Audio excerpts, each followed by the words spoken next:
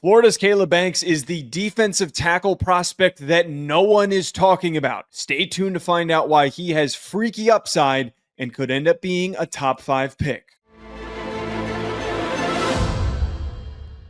Ryan, I don't understand how more people are not talking about Caleb Banks from Florida. He has the best tape, the most exciting tape out of any of these 2026 defensive tackles. What do folks need to know about this kid? I mean, he's the most physically gifted defensive lineman that I have watched so far in the 2026 NFL draft. He even almost entered the 2025 cycle because he is so sought after by NFL teams. It's the athleticism combined with the raw size, Joe. I mean, we're talking about a 6'6", 325-pound kid that is so athletic that at times, for whatever reason, Florida throws him at 9 tech because he's just such a gifted and easy mover. The movement skills and just overall explosiveness for a guy his size is about as rare as you're going to find. The translation to the NFL is very visible, but it's unique. You just mentioned the fact that he was rushing the outside track for Florida in some games.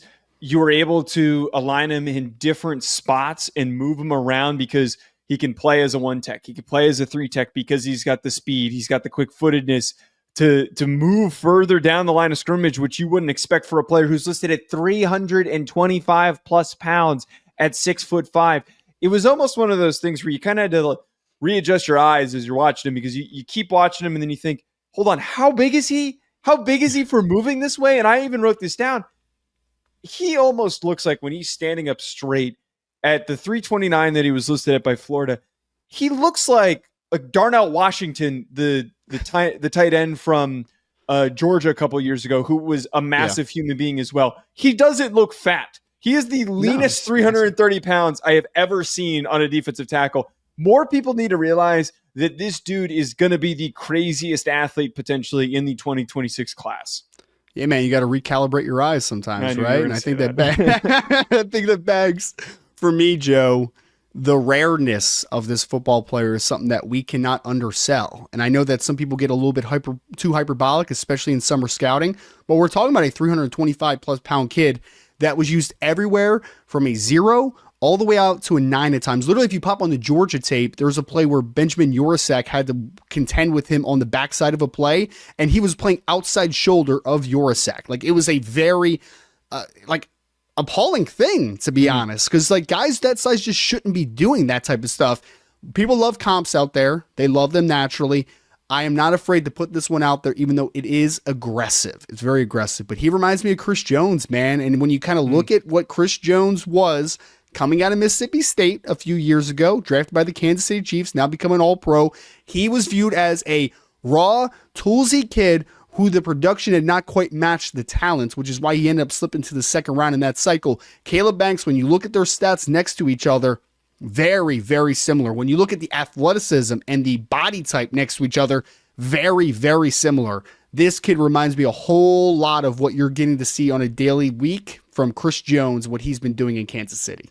And I would argue that he's a little further along than Chris Jones was when he was coming out of Mississippi State, where you see him understanding how to win with length. You see him understanding how to use his hands effectively as a pass rusher. I think that there's so much that we could learn from him this season on film. He's kind of like what everyone was hoping to get from Deion Walker this year, except he plays with a lot better pad level. He plays a lot more smoothly than Walker did. To just identify some weak points. One thing that stood out to me before you share any weak points that you noticed, I didn't think he was great at anchoring against double teams for, this big, massive guy. There were a couple times on film where I watched him get scooped out, moved off the ball at the point of attack against a double team. I think that's just one area where he could just anchor a little bit and hold the line of scrimmage a little better.